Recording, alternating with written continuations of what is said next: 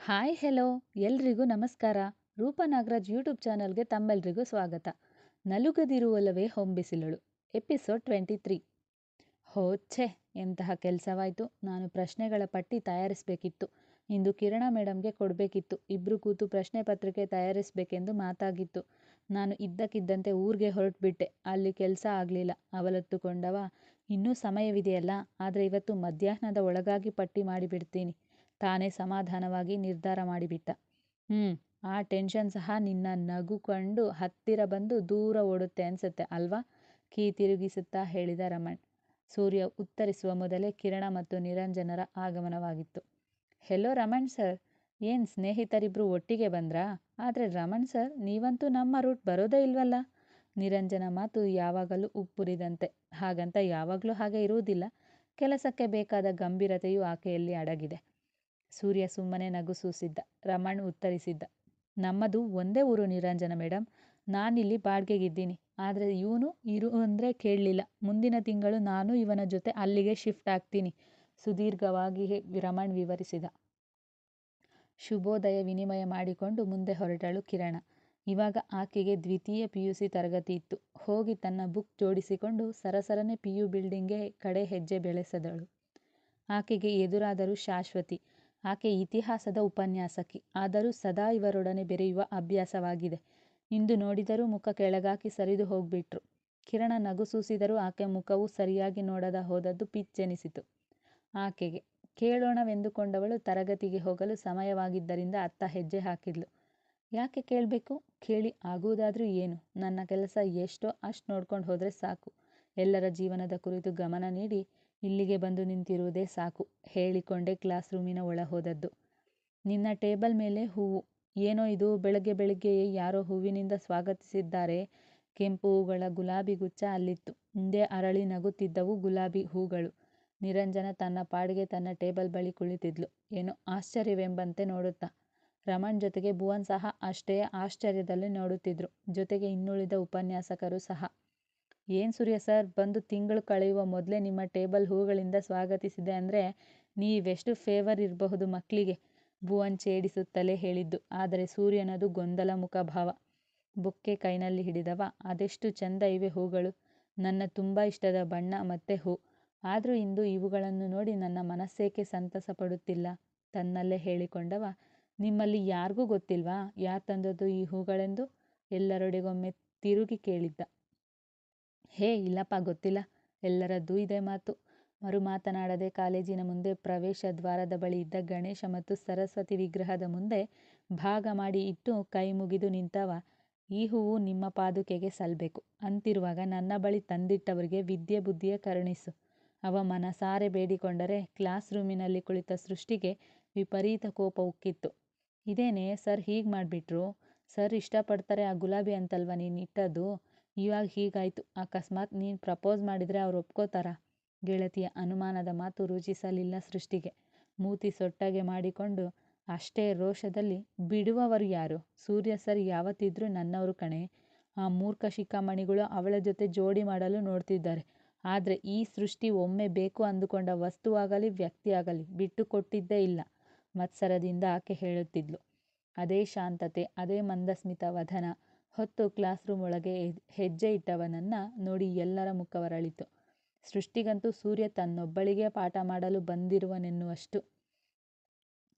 ಆ ಕರಗಳಲ್ಲಿ ಕರಗುವಾಸೆ, ಆ ಕಂಗಳಲ್ಲಿ ಮಿನುಗುವಾಸೆ, ಆ ನಗುವಲ್ಲಿ ಕಳೆದು ಹೋಗುವಾಸೆ, ಆ ಎದೆಯ ಗೂಡಲ್ಲಿ ಬಚ್ಚಿಟ್ಟುಕೊಳ್ಳುವಾಸೆ, ಆ ಹೆಗಲ ಮುಂದೆ ಹೇಳುವವಳನ್ನ ತಡೆದಳು ಆಕೆಯ ಗೆಳತಿ. ಇದು ಕ್ಲಾಸ್ ರೂಮ್, ಪಾರ್ಕ್ ಅಲ್ಲ. ಸರ್ ನೋಡಿದ್ರೆ ಎಲ್ಲರ ಎದುರು ನಿಂಗೆ ಏನಾದರೂ ಹೇಳಿದ್ರೆ ತಡ್ಕೋತೀಯಾ? ಆದಷ್ಟು ನಿನ್ನ ಫೀಲಿಂಗ್ಸ್ ಇನ್ನೊಬ್ರಿಗೆ ಗೊತ್ತಾಗದ ಹಾಗೆ ನೋಡ್ಕೊ. ಆಕೆಯ ಮಾತಿಗೆ ತಲೆ ಕೆಡಿಸಿಕೊಳ್ಳದವಳಂತೆ ವ್ಯಂಗ್ಯ ನಗೆ ನಕ್ಕಿದ್ಲು. ಓಕೆ ಸ್ಟೂಡೆಂಟ್ಸ್, ನೆಕ್ಸ್ಟ್ ಕ್ಲಾಸ್ ನಿಮ್ಮ ಕಿರಣ ಮೇಡಮ್ದೆ. ಅವರೇ ತಗೋತಾರೆ. ಐ ಹೋಪ್ ನನಗಿಂತ ನಿಮಗೆ ಅವ್ರ ಪಾಠ ಮಾಡೋ ಸ್ಟೈಲ್ ಇಷ್ಟ ಆಗಬಹುದು ಅಲ್ವಾ? ಸೊ ಅದಕ್ಕೆ ಅವರಿಗೆ ನೆಕ್ಸ್ಟ್ ಪೀರಿಯಡ್ ಬಿಟ್ಕೊಟ್ಟೆ. ನಗುತ್ತಲೇ ಸೂರ್ಯನೆಂದರೆ, ಎಲ್ಲ ಮಕ್ಕಳು ನಮಗೆ ನಿಮ್ಮಿಬ್ಬರ ಪಾಠವು ಚೆನ್ನಾಗೇ ಅರ್ಥವಾಗುತ್ತೆ ಸರ್ ಎಂದು ಹೇಳಿದರೆ, ನೋ ಸರ್, ನಮಗೆ ನೀವು ಮಾಡುವ ಪಾಠವೇ ಹೆಚ್ಚು ಅರ್ಥವಾಗೋದು ನಿಂತು ಹೇಳಿದ್ಲು ಸೃಷ್ಟಿ. ಅವಳ ಮಾತಿಗೆ ನಗುವಲ್ಲೇ ಧನ್ಯವಾದ ಸೂಸಿ ಹೊರಬಂದಿದ್ದ, ಹೆಚ್ಚೇನು ಹೇಳದೆ. ಸೂರ್ಯ ಹೊರಬರುವುದಕ್ಕೂ ಕಿರಣ ಬಾಗಿಲ ಬಳಿಯೇ ನಿಂತಿದ್ಲು. ಅವನ ಮುಗುಳ್ನಗೆಗೆ ಸುಮ್ಮನೆ ತುಟಿ ಅರಳಿಸಿ ಒಳ ಹೋದ್ಲು. ಸೂರ್ಯ ತನ್ನ ನಗುವಿನಿಂದಲೇ ಮಕ್ಕಳನ್ನು ಪಾಠ ಕೇಳುವಂತೆ ಮಾಡುತ್ತಿದ್ದರೆ ಕಿರಣ ಅವಳ ವೇ ಆಫ್ ಟೀಚಿಂಗ್ನಿಂದ ಮಕ್ಕಳ ಗಮನ ಸೆಳೆಯುತ್ತಿದ್ಲು. ಪಾಠ ಅರ್ಥ ಮಾಡಿಕೊಂಡು ಚಂದ ಓದಬೇಕೆನ್ನುವ ವಿದ್ಯಾರ್ಥಿಗಳಿಗೆ ಅಚ್ಚುಮೆಚ್ಚಿನ ಉಪನ್ಯಾಸಕಿ ಆಕೆ. ಆಕೆ ಬಂದು ಇರಿಸುಮುರಿಸಾಗುವುದು ಸೃಷ್ಟಿಯ ಗುಂಪಿಗೆ ಮಾತ್ರ. ಆಕೆಯೇನು ಓದಿನಲ್ಲಿ ಹಿಂದಿಲ್ಲ, ಸರಸ್ವತಿ ಪುತ್ರಿಯೇ. ಯಾವಾಗಲೂ ಆಕೆಯೇ ಅವಳ ಕ್ಲಾಸಿನಲ್ಲಿ ರ್ಯಾಂಕ್ ಸ್ಟೂಡೆಂಟ್. ಹಾಗಂತ ಯಾವುದೇ ಪ್ರಭಾವಿ ವ್ಯಕ್ತಿ ಮಗಳೆಂದು ಅಲ್ಲ. ಆಕೆ ಓದಿ ರ್ಯಾಂಕ್ ಬಂದಿರುವುದು ಅವಳ ಪರಿಶ್ರಮದಿಂದ ಮಾತ್ರ. ಸೃಷ್ಟಿ, ಮೇಡಮ್ ನಿನ್ನಷ್ಟು ಚಂದವಿಲ್ಲ. ಅಕಸ್ಮಾತ್ ಸೂರ್ಯ ಸರ್ ನಿಮ್ಮಿಬ್ಬರಲ್ಲಿ ಅಂತ ಆಯ್ಕೆ ಮಾಡಿದ್ರು ನಿನ್ನನ್ನೇ ಆಯ್ಕೆ ಮಾಡ್ತಾರೆ. ಸೃಷ್ಟಿಯ ಗೆಳತಿಯ ಮಾತಿಗೆ ಉಬ್ಬಿ ಹೋದಳು. ಕಿರಣ ಕಡೆಗೊಂದು ಅಯ್ಯೋ ಪಾಪ ಎನ್ನುವಂಥ ಕನಿಕರದ ನೋಟ ಬೀರುತ್ತಾ. ಇದೆಲ್ಲದರ ಅರಿವಿರದ ಕಿರಣ ತನ್ನ ಕರ್ತವ್ಯ ನಿಷ್ಠೆಯಿಂದ ಮುನ್ನಡೆಸುತ್ತಿದ್ಲು. ಸೂರ್ಯ ಸರ್, ಪ್ರಶ್ನೆಗಳ ಪಟ್ಟಿ ತಂದಿದ್ದೀರಾ? ಊಟವಾದ ನಂತರ 2 ಗಂಟೆ ಸಮಯವಿದೆ. ಅಷ್ಟರಲ್ಲಿ ಆದಷ್ಟು ಮುಗಿಸಬಹುದು. ಪ್ರಶ್ನೆ ಪತ್ರಿಕೆ ತಯಾರಿ.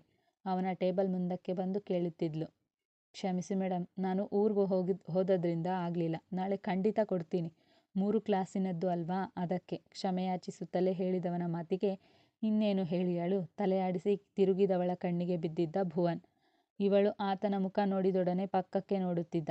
ಭುವನ್ ಸರ್, ನಾನು ನಿಮ್ಮೊಡನೆ ಮಾತಾಡಬೇಕಿತ್ತು. ಊಟದ ಸಮಯದಲ್ಲಿ ಮರೆಯದೆ 5 ನಿಮಿಷ ಕಾಯ್ತೀರಿ ಹೇಳಿ ಅವನ ಉತ್ತರಕ್ಕೂ ಕಾಯದೆ ತನ್ನ ಟೇಬಲ್ ಬಳಿ ನಡೆದು ಬಿಟ್ಲು. ಮುಖದ ಬೆವರು ಕಿತ್ತುಕೊಂಡಿತ್ತು ಭುವನ್ಗೆ. ಏನಪ್ಪಾ ಇದು, ಇಂದು ಅದ್ಭುತಗಳ ಮೇಲೆ ಅದ್ಭುತ ನಡೀತಿದೆ. ಕುರ್ಚಿಯ ಮೇಲೆ ಕುಳಿತವಳಿಗೆಂದಳು ನಿರಂಜನ. ಯಾವ್ಯಾವ ಅದ್ಭುತ ಕಂಡೆ ಮರಗಿತಿ? ನನಗೂ ಸ್ವಲ್ಪ ಹೇಳು, ಕೇಳ್ತೀನಿ. ತನ್ನ ಪುಸ್ತಕಗಳನ್ನು ಜೋಡಿಸುತ್ತಲೇ ಕೇಳಿದ್ಲು ಕಿರಣ. ಇನ್ಯಾರು? ಒಂದು ನೀನಾಗಿ ನೀನೇ ಹೋಗಿ ಭುವನ್ ಸರ್ ಬಳಿ ಮಾತಾಡಬೇಕು ಅಂದಿದ್ದು, ಮತ್ತೊಂದು ಇವತ್ತು ಸೂರ್ಯ ಸರ್ ಟೇಬಲ್ ಮೇಲೆ ಬೊಕ್ಕೆ ಇಟ್ಟು ಹೋದದ್ದು. ಮಾತಿನಲ್ಲಿ ಬೇಸರವಿತ್ತು. ನಾನು ಮಾತಾಡಬೇಕು ಅಂತ ಕರೆದದ್ದು ನಿಂಗ್ಯಾಕೆ ಅದ್ಭುತ ಅನ್ನಿಸ್ತೋ ನಾ ಕಾಣೆ ತಾಯಿ. ಆದರೆ ಸೂರ್ಯ ಸರ್ ವಿಷಯ ಅವರಿಗೆ ಬಿಟ್ಟದ್ದು, ಯಾರಾದರೂ ಕೊಡಲಿ. ನೀನ್ಯಾಕೆ ಇಷ್ಟು ಬೇಸರ ಮಾಡ್ಕೋತೀಯ? ಬೇರೆಯವರ ವಿಷಯದ ಬಗ್ಗೆ ಹೆಚ್ಚು ತಲೆ ಕೆಡಿಸಿಕೊಂಡಷ್ಟು ನಮ್ಮ ಮನಸ್ಸಿಗೆ ನೆಮ್ಮದಿ ಹಾಳು ಹೇಳಿದವಳು ಮುಂದಿನ ಕ್ಲಾಸ್ನ ನೋಟ್ಸ್ ತಯಾರಿಯಲ್ಲಿ ತೊಡಗಿದ್ಲು. ಕಿರಣ ಬಂದು ಮಾತನಾಡಿ ಹೋದಾಗ್ಲಿಂದ ಹೂಗುಚ್ಚ ಕಣ್ಮುಂದೆ ಬಂದು ಹೋಗುತ್ತಿತ್ತು ಸೂರ್ಯನಿಗೆ. ಒಮ್ಮೊಮ್ಮೆ ರಮಣ್ ಹೇಳಿದ ಮಾತಿಗೆ ನಗುವೂ ಉಕ್ಕಿ ಬರುತ್ತಿತ್ತು. ನಂಗೂ ಇವರಿಗೂ ಸುತಾರಾಮ್ ಆಗಿ ಬರೋದಿಲ್ಲ. ಅದೇನಂತ ಹೇಳ್ದ ಈ ರಮಣ್? ಅಕಸ್ಮಾತ್ ಯಾರಾದರೂ ಈ ಕಿರಣ ಮೇಡಮ್ಗೆ ಬೊಕ್ಕೆ ಕೊಟ್ರೆ ಆ ಸಂದರ್ಭ ಹೇಗಿರಬಹುದು? ಊಹಿಸಿಕೊಂಡ್ರೇ ಆ ವ್ಯಕ್ತಿಯ ಪರಿಸ್ಥಿತಿಗೆ ಮರುಕ ಹುಟ್ಟುತ್ತೆ. ಹೀಗೆ ಯೋಚಿಸುತ್ತಿದ್ದವನನ್ನು ಫೋನ್ ಕರೆ ಎಚ್ಚರಿಸಿತ್ತು. ಹಾಂ, ಬಂದೆ ಎನ್ನುತ್ತಲೇ ಎದ್ದು ಹೊರ ಹೋಗುತ್ತಿದ್ದ. ಇವಳು ಮುಂದಿನ ಕ್ಲಾಸಿಗೆ ಸಮಯವಾಯ್ತೆಂದು ಎದ್ದು ಹೊರಟಳು. ಸ್ವಲ್ಪದರಲ್ಲೇ ತಪ್ಪಿತು. ಇಬ್ಬರು ಡಿಕ್ಕಿ ಹೊಡೆದುಕೊಳ್ಳುತ್ತಿದ್ರು. ಇನ್ನೊಂದು ಹೆಜ್ಜೆ ಕಿರಣ ಮುಂದಿಟ್ಟಿದ್ರೆ ತಿರುಗಿ ನೋಡದೆ ಹೋಗ್ಬಿಟ್ಟ ಸೂರ್ಯ. ಅವನ ನಡಿಗೆ ಓಡಿದಂತಿದೆ ಅನ್ನಿಸ್ತು. ಛೇ, ಈ ಮನುಷ್ಯ ನೋಡ್ಕೊಂಡು ಹೋಗ್ಲೇನು ಕುರುಡೋ? ಗುಣಗುತ್ತಲೇ ಪಕ್ಕಕ್ಕೆ ಸರಿಯುವ ಆತುರದಲ್ಲಿ ಕೆಡವಿದ ತನ್ನ ಪೆನ್ ತಗೊಂಡು ಹೊರಟಳು. ಹೊರ ಬಂದವನನ್ನೇ ಮಾವಾ ಎನ್ನುತ್ತಲೇ ಓಡಿ ಹೋಗಿ ಅಪ್ಪಿಕೊಂಡರು ಶಿಶಿರ್ ಮತ್ತು ತಾನ್ಯಾ. ಅಪ್ಪೋ ಬಿಡ್ರೋ, ನಾನು ಉಸಿರು ಕಟ್ಟಿ ಹೋಗ್ಬಿಡ್ತೀನಿ ತಮಾಷೆಯಾಗಿ ಹೇಳಿದ ಸೂರ್ಯ. ಅವನ ಮಾತು ಅರಿತ ಶಿಶಿರ್ ಹಿಂದೆ ಬಂದರೆ ತಾನ್ಯಾ ಇನ್ನೂ ಅವನನ್ನು ಅಪ್ಪಿ ಹಿಡಿದಿದ್ಲು. ಇದೇನು ಹೇಳ್ದೆ ಕೇಳ್ದೆ ಬಂದ್ಬಿಟ್ಟಿದ್ದೀರಾ? ಸಂತೋಷದಲ್ಲಿದ್ದರೂ ಆಶ್ಚರ್ಯವಿತ್ತು ಅವನ ಮಾತಿನಲ್ಲಿ. ನೀನು ಬಾ ಅಂದರೆ ಬರಲಿಲ್ಲ, ಸೊ ನಾವೇ ಹುಡ್ಕೊಂಡು ಬಂದ್ವಿ. ಹೇಳಬೇಕಂದ್ರೆ ಅಮ್ಮನೂ ಬರ್ತೀನಂದ್ರು. ಸುಮ್ಮನೆ ನೀನು ಅವ್ರನ್ನ ನೋಡಿ, ಅವ್ರು ನಿನ್ನನ್ನು ನೋಡಿ ಗೊಳೋ ಅಂತ ಬಕೆಟ್ ತುಂಬುವಷ್ಟು ಅಮ್ಮ ಅಳೋದನ್ನು ನೋಡಲಾಗುತ್ತಾ? ಅದಕ್ಕೆ ನೆಕ್ಸ್ಟ್ ಯಾವಾಗಾದರೂ ಹೋಗು ಅಂತೇಳಿ ನಾವೇ ಬಂದ್ವಿ, ನಿನ್ನನ್ನು ನೋಡುವ ಸಲುವಾಗಿ. ತಾವು ಬಂದ ಕಾರಣ ತಿಳಿಸಿದ್ರು. ಇನ್ನೊಂದೆರಡು ಕ್ಲಾಸ್ ಇತ್ತು ನಂದು. ಇವಾಗೇನು ಮಾಡೋದು? ಯೋಚಿಸುತ್ತಿದ್ದವನ ಕಣ್ಣಿಗೆ ಕ್ಲಾಸ್ ರೂಮ್ ಕಡೆ ಹೋಗುತ್ತಿದ್ದ ಕಿರಣ ಕಾಣಿಸಿದ್ಲು ದೂರದಿಂದಲೇ. ಇವರನ್ನು ಆಕೆ ಮೇಲಿಂದೆಯೇ ನೋಡಿದ್ಲು. ಆದರೂ ಅವರ ಕಡೆ ಮತ್ತೆ ದೃಷ್ಟಿ ಹರಿಸದೆ ಕ್ಲಾಸ್ ರೂಮಿನತ್ತ ಹೆಜ್ಜೆ ಹಾಕಿದ್ಲು. ಕಿರಣ ಮೇಡಮ್, ಹೊರ ನಿಂತು ಕರೆದ ಇವ. ಆಕೆಯ ಬಳಿ ಬರುವಷ್ಟರಲ್ಲಿ ಆಕೆ ಕ್ಲಾಸ್ ರೂಮ್ ಒಳಗಿದ್ಲು. ಆಚೆ ಬಂದಳಾಕೆ. ನಾನು ಹೊರಡಬೇಕಿತ್ತು ಇವಾಗ. ನನ್ನ 2 ಕ್ಲಾಸ್ ನೀವು ತಗೊಂಡು ಮ್ಯಾನೇಜ್ ಮಾಡೋಕ್ಕಾಗತ್ತಾ ಪ್ಲೀಸ್? ಅವ ಮುಂದೆ ಮಾತನಾಡುವಷ್ಟರಲ್ಲಿ ತಡೆದವಳು, ನಿಮ್ಮ ಕಾರಣ HOD ಬಳಿ ಹೇಳಿ ನಾಳೆ ಮಿಸ್ ಮಾಡದೆ ಪ್ರಶ್ನೆ ಪಟ್ಟಿ ತನ್ನಿ. ಕ್ಲಾಸ್ಗೆ ಸಮಯ ಆಯಿತು, ನಾನು ಹೊರಡ್ತೀನಿ ಹೇಳಿ ಕ್ಲಾಸ್ ರೂಮ್ ಒಳ ನಡೆದು ಬಿಟ್ಲು. ಆ ಮಾತಿನಲ್ಲಿ ಮೃದುವೂ ಇರಲಿಲ್ಲ, ಒರಟುತನವೂ ಇರಲಿಲ್ಲ. ಇವರೊಂದು ವಿಚಿತ್ರವೇ ಸರಿ. ನಾನು ಕ್ಲಾಸ್ ತಗೋತೀನಿ ಅಂತ ಹಿಂಗೂ ಹೇಳಬಹುದೆಂದು ನನಗೆ ಗೊತ್ತೇ ಇರಲಿಲ್ಲ. ಒಬ್ಬನೇ ಮಾತನಾಡಿಕೊಂಡು HOD ಬಳಿ ನಡೆದ ಸೂರ್ಯ. ಮುಂದುವರೆಯುವುದು. ಎಲ್ಲರಿಗೂ ಧನ್ಯವಾದಗಳು. ಕತೆ ಬಗ್ಗೆ 2 ಲೈನಲ್ಲಿ ನಿಮ್ಮ ಕಮೆಂಟ್ ಮೂಲಕ ತಿಳಿಸಿ. ಹಾಗೆ ಲೈಕ್ ಮಾಡಿ, ಶೇರ್ ಮಾಡಿ. ಇನ್ನೂ ಇಷ್ಟ ಆದರೆ ಸಬ್ಸ್ಕ್ರೈಬ್ ಮಾಡಿ. ಮತ್ತೊಮ್ಮೆ ಎಲ್ಲರಿಗೂ ಧನ್ಯವಾದಗಳು. ಹಾಗೆ ಸೂರ್ಯ ಕಿರಣ ಜೋಡಿ ಆದರೆ ಹೇಗೆ ಅನಿಸುತ್ತೆ ಅಂತ ನೀವು ತಿಳಿಸೋದು ಮರಿಬೇಡಿ ಆಯಿತಾ? ರಮಣ್ ಆಲೋಚನೆ ಸರಿನಾ, ಸೂರ್ಯನ ಆಲೋಚನೆ ಸರಿನಾ ಅನ್ನೋದನ್ನು ತಿಳಿಸಿ.